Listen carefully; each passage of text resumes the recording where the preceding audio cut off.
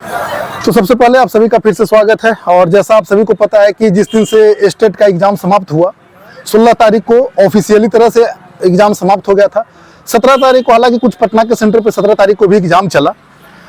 Paper 1 तक सारी चीज़ें समान थी। सारे एग्जाम के जो प्रश्न पत्र थे वो एक एवरेज लेवल के, जैसे 2023 और 24 के सिलेबस के अनुसार पूछे गए थे वैसे ही पूछे गए थे। एक इंग्लिश का जो सिलेबस था वो सिलेबस में हल्का सा क्वेश्चन आउट ऑफ सिलेबस थे। बाद बाकी और सारे विषय का पेपर में क्वेश्चन प्रश्न पत्र का जो एक मीडियम था वो एक समान स्तर का प्रश्न पत्र पूछा गया। जब पेपर 2 का एग्जाम शुरुआत होता है उसके बाद कंप्यूटर विषय के कंप्यूटर और मैथ सब्जेक्ट में जितने भी एग्जाम हुए वो सारे एग्जाम ठीक ठाक हुए कंपेरेटिवली। और हम अदर एग्जाम की बात कर रहे हैं तो कंप्यूटर सब्जेक्ट और मैथ विषय में। उसके बाद जैसे ही केमिस्ट्री शुरुआत हुआ पेपर 2 का, जैसे ही केमिस्ट्री विषय और कॉमर्स केमिस्ट्री और जैसे ही होम साइंस और उर्दू ये सब सब्जेक्ट का शुरुआत होता है, पता नहीं बिहार विद्यालय परीक्षा समिति के मन में क्या आता है। या तो ये कह देते पहले ही कि हम स्टेट एग्जाम नहीं करवा सकते हैं। अगर जो आपको एग्जाम लेना था, मैं एक कभी नहीं कर रहा हूँ कि आपके प्रश्न पत्र आपने क्यों कठिन पूछा, मैं एक कभी नहीं कर रहा हूँ कि आपने प्रश्न पत्र क्यों यूजीसी नेट लेवल का पूछ दिया, लेकिन आप प्रश्न पत्र वैसे ही दायरा में रह के पूछिए जो आपने जो सिलेबस 2023 में जारी किया है। अब सिलेबस 2023 में जो जारी किया है प्रश्न पत्र, केमिस्ट्री के अधिकांशतः question, chemistry, commerce, home science और उर्दू 2024 के जितने भी नेट के प्रश्न पत्र थे, CSIR नेट के या यूजीसी नेट के जितने भी प्रश्न पत्र थे, या म्यूजिक सब्जेक्ट ले लीजिए या सोशियोलॉजी ले लीजिए, ये सब जितने भी प्रश्न पत्र हुए ये सारे में जो क्वेश्चन थे वो यूजीसी नेट से संबंधित पूरा कॉपी क्वेश्चन को पेस्ट कर दिया गया। बात ये नहीं है कि आप यूजीसी नेट का क्वेश्चन क्यों पूछे, मैं एक कतई नहीं कर रहा हूँ कि यूजीसी नेट का क्वेश्चन नहीं पूछना चाहिए। भाई एग्जामिनेशन पीजी स्तर का है, ये सारे स्टूडेंट जान रहे हैं कि पीजी स्तर के अभ्यर्थी हैं, उनसे क्वेश्चन उम्मीद कर सकते हैं आपके पीजी स्तर के प्रश्न पूछेंगे।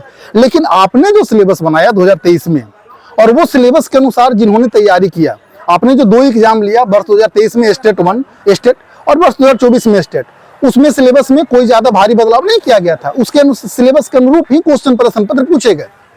आखिर क्या विपत्ति आ गई 2025 में कि आपने पूरा सिलेबस को ही हटा दिया, पूरा सिलेबस को ही इग्नोर कर दिया गया और सिलेबस के अनुरूप में रह के आप नेट स्तर के सवाल पूछिए, किसी को कोई परेशानी नहीं है। लेकिन आप सिलेबस के दायरा जो पाठ्यक्रम जो 2023 में जो पाठ्यक्रम आपने बनाया उस पाठ्यक्रम से संबंधित बहुत ही मतलब मुश्किल से 10 से 15% प्रश्न थे।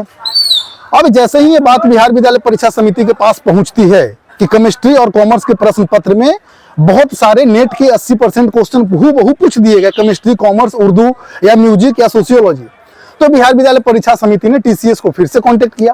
बिहार विद्यालय परीक्षा समिति और टीसीएस मिलकर के फिर से क्वेश्चन को वो पैटर्न को हल्का सा चेंज करके वो 10% 15% क्वेश्चन जो था आपका प्रीवियस ईयर बेस्ड था, जो मैं सब्जेक्ट का मेन बात कर रहा हूँ जो 100 नंबर का है, और जो बाकी जो 40% क्वेश्चन थे वो नेट के थे, वो उनका सिलेबस से कोई वास्ता नहीं था।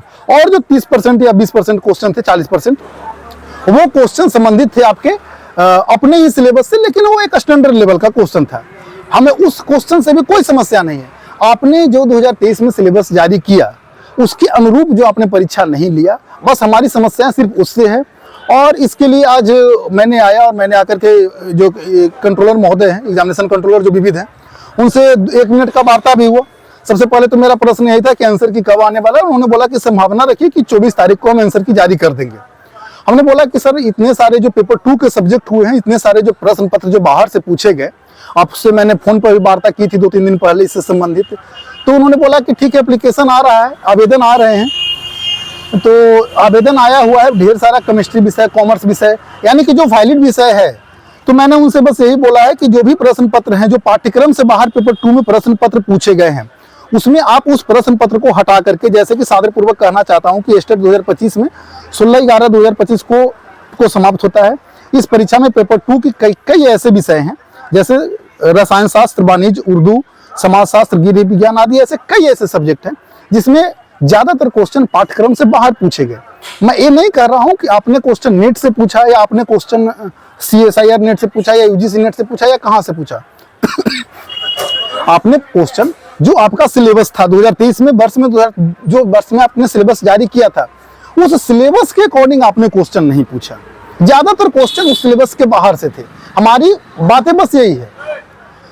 तो देखिए मैंने एप्लीकेशन दे दिया है, आखिर अब इन्होंने बोला है कि उस पर विचार किया जाएगा, और अगर जो एक बार आंसर की आने दीजिए, और आंसर की आने के बाद जैसी परिस्थितियां बनेगी उस परिस्थितियों के अनुसार से फिर विचार हम करते हैं। मैंने बोला कि क्या कुछ उम्मीद रखा जाए, क्योंकि एक बहुत लाखों के लाखों छात्र में अगर जो आपने ग्रेस मार्क्स का प्रावधान नहीं किया या नॉर्मलाइजेशन में कुछ थोड़ा मार्क्स ऊपर नहीं बढ़ाया तो लाखों छात्र फेल, लाखों छात्र क्वालिफाई नहीं कर पाएंगे, जो वास्तविकता है।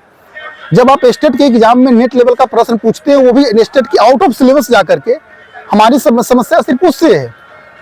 इनके द्वारा बोला गया कि ठीक है हम देखते हैं, एक बार आंसर की आने दीजिए। हालांकि इस मामला को देखिए, इस मामला में दो बातें समझनी पड़ेगी।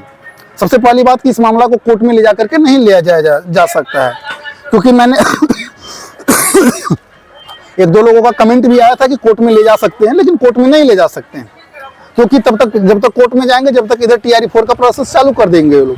तो ये लोग या तो BSCB से रिक्वेस्ट कर ही, या नॉर्मलाइजेशन के थ्रू, या वैसे क्वेश्चन जो सिलेबस से बाहर हैं या पाठ्यक्रम से बाहर पेपर 2 में पूछे गए हैं, मैं सिर्फ और सिर्फ पेपर 2 का बात कर रहा हूँ, वैसे क्वेश्चन जो पेपर 2 में पाठ्यक्रम से बाहर पूछे गए हैं, उस क्वेश्चन को आप हटा करके उसके जगह ग्रेस मार्किंग कर दीजिए। जितने भी सब्जेक्ट हुए हैं, जितने भी 24 या 25 सब्जेक्ट हैं पेपर 2 में, उस सारे प्रश्न पत्रों के साथ ऐसा किया जाए, और उसके आंसर की में बदलाव करके और उस प्रश्न को हटा करके उसके जगह ग्रेस मार्किंग का प्रावधान किया जाए, ताकि एक बहुत ऐसा वर्ग है स्टूडेंट का जो इससे प्रभावित हो रहा है वो बच जाए। तो ठीक है, मैंने इनसे बातें किया है, और इन्होंने बोला है इनको कॉन्टेक्ट नंबर भी मेरा इनके पास है, और ऐसे भी मैं फिर से दे दिया हूँ। जैसे ही आंसर की आता है, आंसर की आने के बाद अगर जो हमें लगेगा कि इसके लिए फिर इस इनिशिएटिव लेना पड़े, अगर जो एक बहुत बड़ी संख्या में तादाद में छात्र अगर जो फेल क्वालिफाई नहीं हो पा रहे हैं, क्योंकि ऐसे प्रश्न पत्र में 60 नंबर भी लाना बहुत मुश्किल का बात है।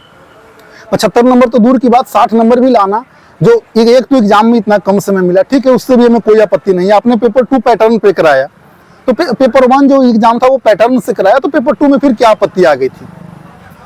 तो ये संबंधित मुद्दे हैं। आज जाकर के मैंने आवेदन दे दिया है फिर से, और मैंने आवेदन सारे विषय को लेकर के दिया है कि ऐसे ऐसे सारे विषय, जितने भी सारे विषय में पाठ्यक्रम से बाहर से संबंध पूछे गए, क्योंकि यहाँ पर बात अगर जो आप नेट से बोलिएगा कि नेट से क्वेश्चन आया है तो आप फंस जाइएगा। नेट का नाम नहीं लेना है, नेट का नाम इसलिए नहीं लेना है क्योंकि पाठ्यक्रम में वो सिलेबस, अगर जो वो सिलेबस में लिखा हुआ है तो वो पूछिए नेट लेवल का, हमें कोई आपत्ति नहीं है। लेकिन ऐसे कई एक टॉपिक हैं जो सिलेबस में नहीं है और वो पूछे गए हैं, हमें बस उस क्वेश्चन से आपत्ति है, और वही एक वैलिड पॉइंट है। तो आपको वैलिड पॉइंट और जो रियल में चीजें घटित हुई है उस पर बात करना पड़ेगा, तो आपका कुछ ना कुछ समाधान निकल सकता है। पॉसिबिलिटी है, संभावना है कि BSCB इस पे कुछ ना कुछ एक्शन करेगी, लेकिन बस आंसर की आने का वेट है। 24 तारीख को आंसर की आ रहा है, तो आंसर की आने के बाद अगर जो ऐसा लगेगा कि बहुत सारे छात्र इससे प्रभावित हो रहे हैं तो इस पे कुछ ना कुछ इनिशिएटिव लिया जाएगा।